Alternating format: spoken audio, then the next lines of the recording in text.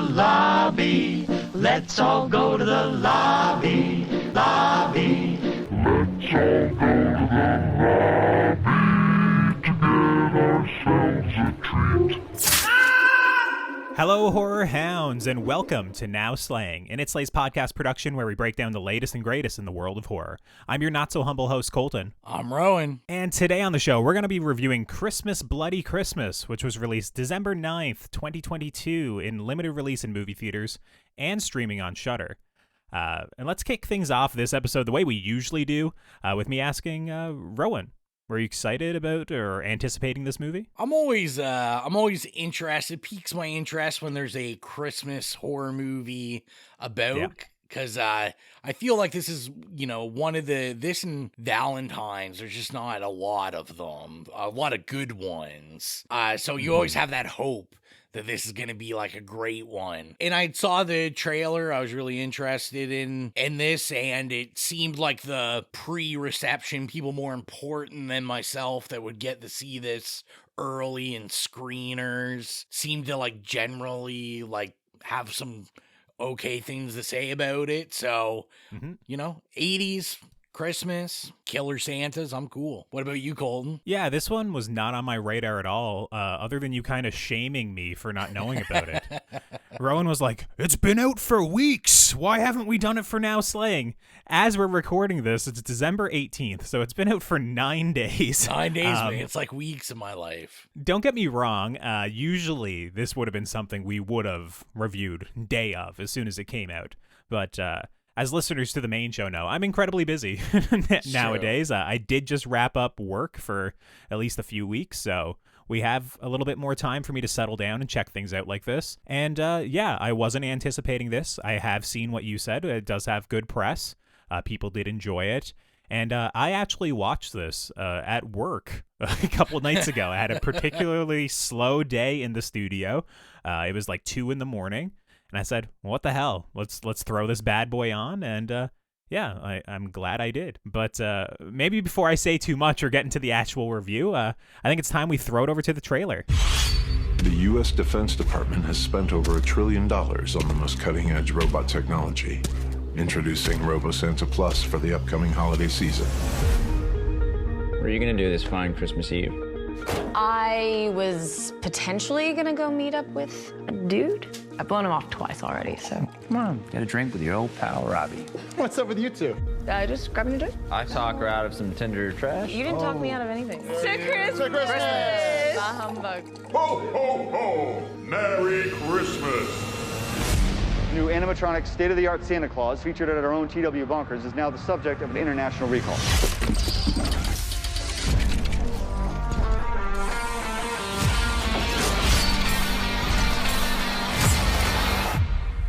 Santa?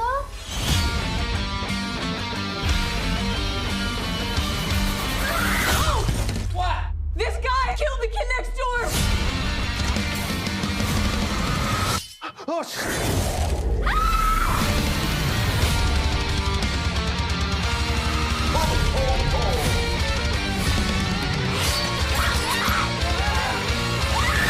Do you hear that? Or what?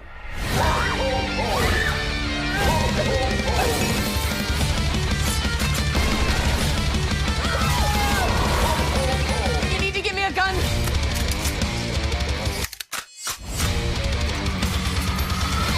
What is that? It's him.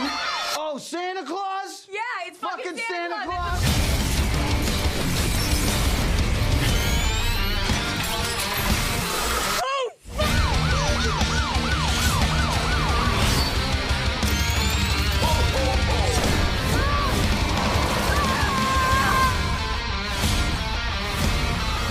Have you heard from the boys down at the scene yet? They're still down there counting bodies. What you just heard is from Christmas Bloody Christmas, written and directed by Joe Begos, and the story is as follows. It's Christmas Eve and Tori just wants to get drunk and party, but when a robotic Santa Claus at a nearby toy store goes haywire and begins a rampant killing spree through her small town, she's forced into a battle for survival. Now, here on Now Slaying, we like to keep things relatively spoiler-free up front before getting into the more in-depth, spoiler-filled discussion. So, Rowan, what are your spoiler-free thoughts on Christmas Bloody Christmas? So, if you saw the trailer, this is kind of, to me, this was like a love letter to 80s Christmas horror, kind of, in the vein of like Silent Night, Deadly Night. Absolutely. Yeah. Stuff like that. I will say, if you're not a fan of like the 80s aesthetic, I wouldn't be too worried. Going into this, I kind of wondered if this was going to have, one of those dreaded filters all over the film, so it looked like I was watching a VHS copy of something, and which usually like is only used correctly 10% of the time. Yeah, it's relied on as a crutch a lot of days, just the cheap CRT TV filter or the film grain. Yeah, but this is, this looks good. They sold me. There's lots of like neon lighting and stuff, lots of Christmas lighting up my alley. This whole movie's aesthetic is literally just neon. I think there isn't a single shot in this movie without neons. I think even like the police station or something probably has neons in it. Like the neon is this movie's aesthetic, 100%. Yeah, I had to check the listing. I'm like, Refn didn't have anything to do with this. He didn't do the lighting, but yeah, no, it looks good. I don't think it's given anything away. If you've seen the trailer, like this is kind of, it's like a Headbangers Christmas. It's just kind of like a rock soundtrack and if you like over the top kind of death and gore and killer Santa Clauses. Like, I'm not sure that you're going to get anything that you weren't prepared for coming into this. Very much in line with like, and I say this in a good way, like the Shudder exclusives, like Shudder exclusives have been like kind of fire all year. They've really like upped their game yet again. And I think this just follows in a line of like very well done Shudder exclusives that I think are just going to gain buzz the more it's out. So I guess to end my like spoiler free rant on it, I do highly suggest this for horror fans. And I'll get more into it later on. How about you, Colton? Yeah, I'm pretty much of a similar mind. I think the chemistry between the two leads, Riley Dandy and Sam Dillich, as Tori and Robbie, like, I think it's great. I think a lot of the writing, it's a little bit curse-laden, like they're swearing all the fucking time in this movie. But it does seem organic to like a lot of people that I hear speak, and a lot of the conversations about movies or music or drinking or partying or whatnot, whatever they're talking about, I have heard people have those similar conversations like in and around me. So I thought it was pretty well done. I'm gonna say the movie's aesthetic, the neon, doesn't do much for me. I'm not Rowan. I'm not Nicholas Winding Refn. It's a little bit overdone. Similarly, the whole killer Santa thing is a little bit overdone for horror movies, but essentially this time of year you either get Krampus or Killer Santa. There's not really much more nuance for a horror movie. But yeah, I was pleasantly surprised by this. I thought this was going to be a mindless, just gory movie that Rowan would love and I would hate. I'm not gonna lie. I was taken aback by it. I thought it did have some artistry to it. I do have some issues with the movie, specifically that I'll probably save for the spoiler section. But yeah, by and large, I would recommend this if you're looking for a holiday horror to watch this time of the year. I think you can go a lot worse than Christmas Bloody Christmas. I was pleasantly surprised. You could almost say you could go a lot bloody fucking worse. Oh my god, yeah. I was gonna say I did see it was like 430 something curse words in this movie. They already are counting them, trying to get the record. They were going for Wolf of Wall Street's record of the most F-bombs in a movie, right? Like it's literally all the time in this movie. It's almost every line of dialogue. And once again, that's like a crutch that sometimes writers rely upon. But in this movie, the way they're using them, it does seem like the characters would curse and talk that way. Because it's like a passionate cursing that kind of has just become part of the way you speak, right? Which there's people in my life, especially here in Newfoundland, that they're saying fuck every second word, know. So it felt organic to me. It worked for me. It doesn't always, and once again, just kind of impressed by this thing. And with that, I think it's probably just time we cut on over to the spoiler discussion. So here we are now in the spoiler-filled discussion of Christmas Bloody Christmas. If you don't want this movie completely spoiled, I say you tune out now and give it a watch on Shudder, or maybe head to your local movie theater. Rowan, what do you want to start off with? What do you want to spoil first? We're trying so hard just to get that Shudder sponsorship, so... Come on, Shudder. Come on, Shudder. We want to see these movies ahead of time. Give us literally just access to the movies early. That's right. We'll talk about them. Yeah, that's all we need. That's no right. money involved. So I was going to say the first thing I wanted to start off with, and I guess I could have brought it up in the spoiler-free section, but I didn't, so, fuck me. I feel like this movie kind of just wears its influences on its sleeve. We brought up Silent Night, Deadly Night, Yep. The Santa Claus outfit killer, which is... essentially a Terminator. And that's on purpose. I know when I was looking about the movie, this is actually a rejected Silent Night, Deadly Night remake script. Oh, that does not surprise me in the slightest. And I know the pitch for it was Silent Night, Deadly Night, but mixed with Terminator.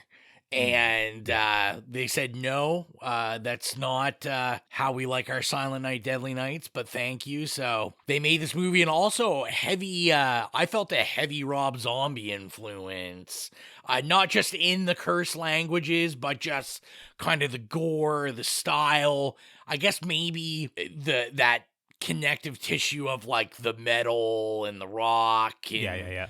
All that stuff. Also, we have Jeff Daniel Phillips in it, who is a Rob Zombie regular. He's in all of Rob Zombie's movies. So I was like, there's no way these guys aren't in the same circles or big fans of Rob Zombie. Yeah, Rob Zombie's a little bit of a blind spot for me. I've seen his Halloween movies, but I haven't seen The Devil's Rejects or 31 or... his other movies he's done. So I never got that influence. What I did get is clearly there's a couple of really sloppy The Shining references in this movie. I don't know if you spotted them, but when the robot Santa is cutting through the door, they do the tracking shot on the axe, very similar to the way The Shining does. It's literally the profile shot, exact same shot as Jack Torrance cutting through the door, but it's not as precise as Kubrick, obviously. If you're a fan of The Shining, you know that shot. Kubrick wouldn't even let his DP do it because it was too precise. He wanted it very, very specific. He did the actual movement himself. So whenever I see that sort of whiplash, the very snapping shot, it's kind of okay, you've seen The Shining, and in this movie it's literally a killer with an axe cutting through a door, and he even peeks in through the door. Obviously he doesn't say here's Johnny, but if he would have, I would have been all right, here we are. Also, since the movie just talks about other movies a lot, referencing Alien or talking about how Alien Covenant is the best Alien sequel, that's a hot take. That's a really hot take. That's a nuclear take. I don't know if you thought that, yeah, Rowan, but I was very confused. I was like, what? I was like, you're just trying to piss people off, I think, with this take. Yeah, I almost fell out of my chair when I heard that. And similarly, the way they were discussing music was very much I think Rowan and Mike would vibe with these people. Obviously their genres of what they love is probably closer to what I like, metalcore, whatnot. But the way they were talking passionately about movie soundtracks or passionately about these composers, I was like, this is when Mike and Rowan are just really vibing with the soundtrack of a horror movie, and I just completely can't even recall one note. Yeah, well, I mean, you appreciate it, because like I said, even though this isn't kind of the genre of music I'm into, I thought just everywhere the music was placed, how they used it, when you can use that kind of music that I'm not into, and I'm like, man, this is kind of a jam, I'm like, you've used it correctly, it fit everything, you just really melted in, this kind of small town vibe they had going. Although I'm not sure how many bars are open Christmas Eve that late, if any at all. But, I'm curious if there's anyone that lives in the town that they're like, oh yeah, our bar is just $3.65. I feel sad for the bartender in that bar. I mean, I would say there must be, because obviously there's people that don't celebrate Christmas and probably still want to go out and drink a little bit. But Yeah, it's obviously, it could be a little bit of a plot hole. I mean, maybe in a small town like this, there wouldn't be a bar that'd be open on Christmas Eve that late. But yeah, one of probably the bigger spoilers in the movie that I was pretty surprised by when it happened is that they kill off Robbie probably about 35 minutes into this thing, I'd say. Probably somewhere around there, 40 minutes maybe. And I gotta say, for me, when they killed off Robbie, the movie did take a slight step back for me, because that's when we move to kind of like, she gets arrested, we go to the police station, and from there on out, I did start to feel its length a little bit. And she has no one to bounce off of, you know, like they took, this movie to me felt like a two-parter, and when you kind of kill one of the parts halfway through, it does kill a little bit of the momentum and whatnot, and a little bit of kind of the allure of it. For me, did you feel the same way, Rowan? Or yeah, I felt the exact same way, just because they had such chemistry and very believable chemistry. Like you said, like once he dies pretty quickly in the movie, other than this like survival story and you being like, oh, is she gonna survive, you know, what's going on, it's just really hard because none of the characters like matter. Yeah, it's like a slasher movie where the final girl is the final girl for 40 minutes out of your 90-minute slasher, you know? It's just like, it winds up feeling a little just uneven, I guess. Like it's weighted in a weird way. Like most of the time in these slasher movies, the final girl is around for 10 minutes, you know, 15 minutes before the credits at most, not 40, right? Out of like an 85-minute movie or something. So I needed a little bit more there, I think. Like I do have a note specifically that I said, I think this movie's losing steam after about 50 minutes. And I wonder if it was just like a Shudder holiday special that was an hour long. Would have this worked a little bit more for me? And I think the answer is yes. But, I mean, clearly they had a vision, or they went in a different direction, or maybe they had it fully produced and ready to go before Shudder was involved. I mean, that's possible as well. It was just something I had to note that was a little bit of a negative with it. I was going to say, I agree with that. Because, you know, like, I thought all the kind of the kills, all that were great. Like, even the low budget effects of, like, crushing the guy's head on the stairs, all that, like, the aesthetic was there, that it looked good, and you're like, oh yeah, like whatever. But, and this is where, like, I love Terminator Santa, I love the idea, but this is where I felt it kind of hurt them in the pacing, because there was many times where I'm like, okay, the movie's done, and this is it. Yeah. And he just keeps coming back, which is cool when it happens once, twice, but like it happens like 4 or 5 times. Yeah. And I'm like, it just feels like we're prolonging this movie. And like everything that you're like, all right, now he's dead. Nope, he survived this. And it just started to get like, even though, you know, as believable as Terminator Santa is, it just started to get super ridiculous, where you're like, there's no way this thing's still going, but no, we got to pad this out like another 10, 15 minutes. 100%. I have a note here that says, God, this thing just won't die, which is how I felt like, once again, after 50 minutes, it starts feeling a little bit long in the tooth. And honestly, a lot of that final 15 minutes is just her fighting against like a increasingly like deteriorating Santa, like showing more and more of its robotic innards. You know, and it's just, to me, it's kind of sad as well. I think once it kind of gets opened up a little bit and has like kind of the green mouth or whatever, it didn't look right to me. Like it wasn't actually like scary. Like the poster, it looks really good with the green eyes and the green mouth. But in the movie, it very much reads as like some piece of makeup or bulbous light kind of on the actor's jaw. Yeah. And I thought the actor, Abraham Ben-Ruby, was doing such a great job of just emoting like he was obviously robotic in like a cheesy 80s robot type of way. Yeah. That when they started relying more on the practical effects and the lighting and the machinery, I thought it took a little bit of something from the movie. I almost wish that it was similar to the Terminator, that by the time like his robotic eye is revealed and stuff, we're pretty much close to the end of the movie, you know? Like it just goes for a long time.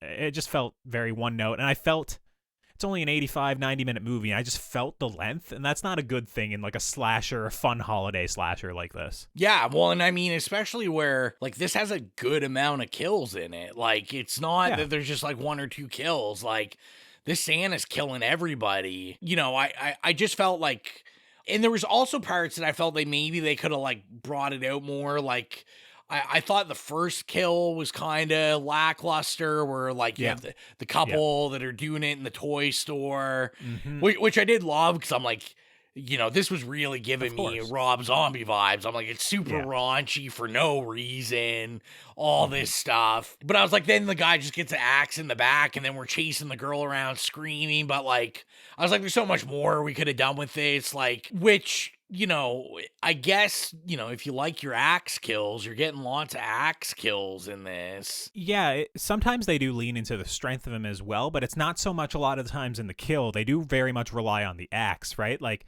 he pushes things out of the way, like, no problem at all, but, like, you don't see him, like, rip someone in half, really, Yeah. You could have went a little bit further with that robot strength and how he was like dispatching all these people in this small town on Christmas Eve. I did notice some like issues or like some like errors in the movie, which was interesting. It kind of adds to the charm, but it is like there's a point when there's a police officer and he kind of leans against the slumps against his car and he gets a shotgun headshot on him, but it didn't go off. Like, his head didn't explode, you know what I mean? Like, when a headshot happens, you know what it looks like, but it just didn't go off. And I was like, that's interesting, because we did have an exploding head earlier in this movie.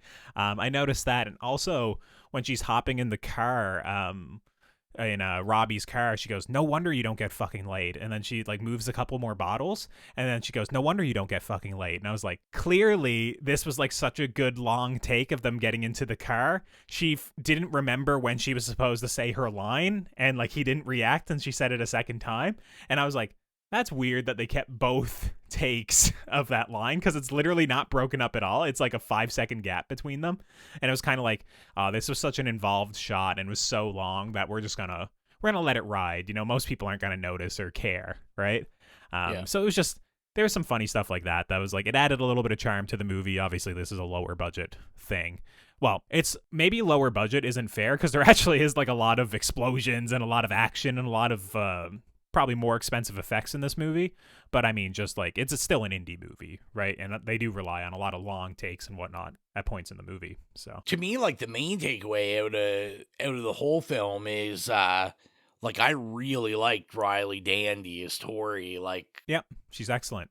A very good final girl. I mean, a final girl for too much of the movie, as we've already stated, but she's very good in this movie. Yeah, like, fantastic in this movie. And like, Shudder is known for, a lot of these directors that kind of do straight to Shudder films, like using the same actors and stuff. And I'm hoping that we'll see her in a lot more coming, because I think kind of the buzz that this movie has right now could really like help her out, just because people really seem to be vibing with this movie in general. Yeah, I think she's the standout for sure. I think Sam Dalitch as Robbie is really good as well, but it winds up being Tori's movie because he gets killed off so early in the movie, right? Like at the midway point, essentially. I was gonna say, for all the like YouTube heads, all I could think about with what's his name, Sam Delic, Sam Delic, I'm not sure how to pronounce it. But for his character, all I could think about the whole time is how much he looked like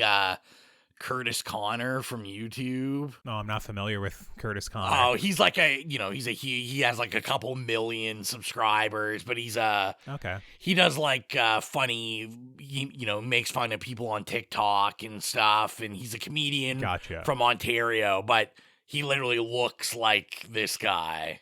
Like mullet, like dirty stash, like everything. Okay. So yeah, it made me giggle. Yeah, the one other thing that I think this movie was lacking a little bit that like Silent Night, Deadly Night does a little bit better is I wanted there to be like more holiday hijinks. I wanted to impale someone with a Christmas tree. I wanted there to be like a lawn ornament get involved, or like a reindeer, or something silly.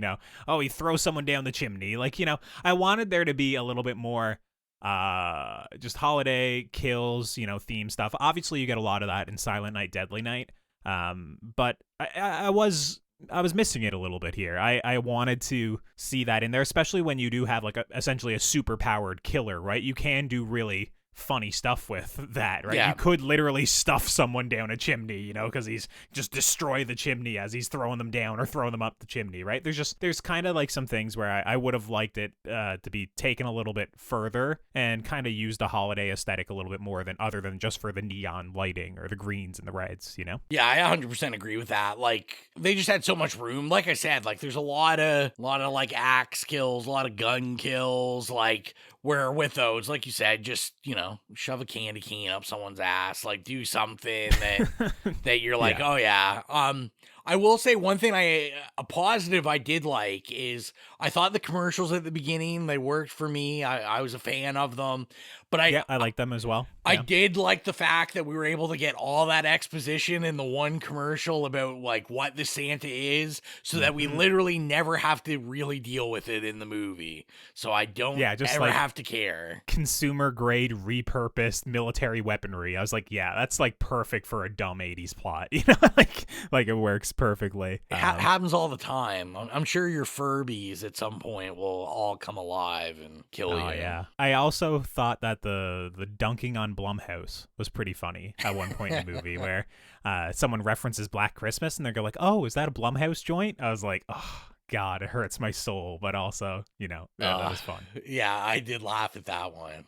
I laughed at Blumhouse and at Blumhouse's Black Christmas. So yeah. I guess before we get into reviewing this thing or like giving it a score, I do also want to say that for a third act that feels so drawn out, I didn't really feel much from the final, like, let's say 5 seconds of the movie or 10 seconds. Like, I didn't feel the catharsis of like her getting one over on the robot Santa. Like, I didn't feel it. And I think it's also because like the last shot of the movie is just like an out of focus shot of the protagonist where like the focus is actually on the pavement behind her. Like, it seems like a technically like a mistake, like in terms of like filmmaking for that to be the final shot anyways, because once again, the focus isn't on her at all. Yeah. It's I don't know, I guess maybe they were going for like the God, what is that hide and seek movie where basically it ends with the protagonist sitting bloody on the front step just laughing. I forget what it is. Yeah, I can't remember. Ready or Not, that's the name of the movie. Like, I guess maybe they were going for like the cathartic, like protagonist just laughing kind of at like what she just overcame. But for me, it wasn't a really appealing shot, and I just kind of wish there was a better way to end it, I guess. It's just where we ultimately wind up. Like I said, I think the movie runs out of steam after, 50 minutes in, so I wasn't a huge fan of what came thereafter. But yeah, so you got anything left to say? Should we get into rating this? Yeah, or what do you think? I think we can get into rating it. So if you're new to the podcast, our review rubric is nay, okay, yay, or slay. So Rowan, what would you give Christmas Bloody Christmas? Now, I know it's a shame I'm not going to give it a slay because there's so many good Christmas puns we could do. Mm-hmm. But I'll give this a yay. Like, I really enjoyed it. This will definitely get added to like kind of my Christmas watch list. I think like I had enough fun with it. I'd watch this again next year. Or anyone that's looking for kind of some offbeat Christmas horror, this is like another one that you can add to the list to give your friends and be like, hey, check this out. Like, you want to, watch an aesthetically good-looking movie that's kind of silly, has lots of cursing, just, you can have some drinks with friends and watch and have some fun.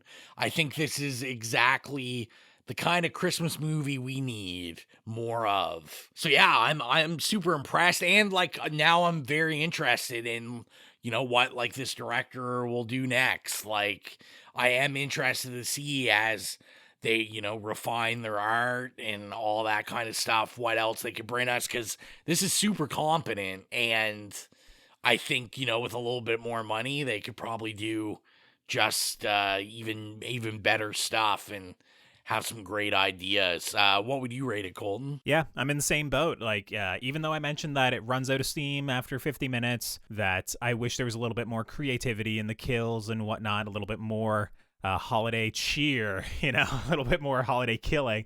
I think this is a great holiday horror movie overall. Like, I'd give this a yay. Once again, it's basically on the strength of the leads. It's on the writing. It's on the first 50 minutes being a very fun, very suitable, like 80s feeling, slasher, like a throwback, obviously. And yeah, I very much enjoyed it. This is one, like you said, I want to see the director come back. I want him to do a Christmas Bloody Christmas 2. I want him to do a Christmas Bloodier Christmas, I want to see Mrs. Claus, robot Mrs. Claus, or like a robot Rudolph involved, I want to see that shit, Add a little bit more holiday cheer. Let's make the final girl actually be for the final part of the movie, and this would be even stronger. I'm pleasantly surprised. I give this thing a yay. And so as we're getting to the end of the show, if you made it this far and you're not following us on social media already, be sure to do so at It Slays Podcast. We're basically on Facebook, Twitter, Instagram, Slasher, Letterboxd. If there's a social media, we're probably on it at It Slays Podcast. And yeah, Rowan, how about you tell the people how to listen to our wonderful tunes? Yeah, so if you like the music from horror movies, whether it's horror movies we reviewed or just iconic horror movies, a score, soundtrack, anything that has to do with horror and music, go to the It Slays Podcast Horrific playlist on Spotify. You can also go to the Linktree link in all of our social media. Click the button. There's a button there. It takes you right to the playlist. And yeah, we're always updating it. And maybe we'll put a tune or two from this on just to rock out for your Christmas. Rock out with your cock out. Nice. I'm also in support of getting a little bit more, metal or, heavier rock on the playlist as well. So let's be sure to add that. Shout out to Tori wearing the death shirt for the entire movie. One of my good buddies wore those death shirts all throughout high school, so I saw that. And it made me a little, it made me happy to see that. But yeah, I think next time on the show, we're not 100% sure what it'll be. I know Skinamarink is hitting theaters in January. I don't know if that's a extremely limited release or if that's going wide or what's happening there. So that's been picking up a lot of buzz in the festival circuits. And there's also Megan coming out, which is obviously that's going wide, and it's a weird ass robot movie or doll movie or something. I don't know. I never watched the trailer, as I usually don't with what we're probably going to review on the show. So yeah, as we record this, I'm not 100% sure what we'll be doing next, but whichever it winds up being, we'll be sure to cover it in the new year. And yeah, with that, I think that basically wraps things up this week. So until next time, I'm Colton. I'm Rowan. And as long as you keep listening, we'll keep slaying.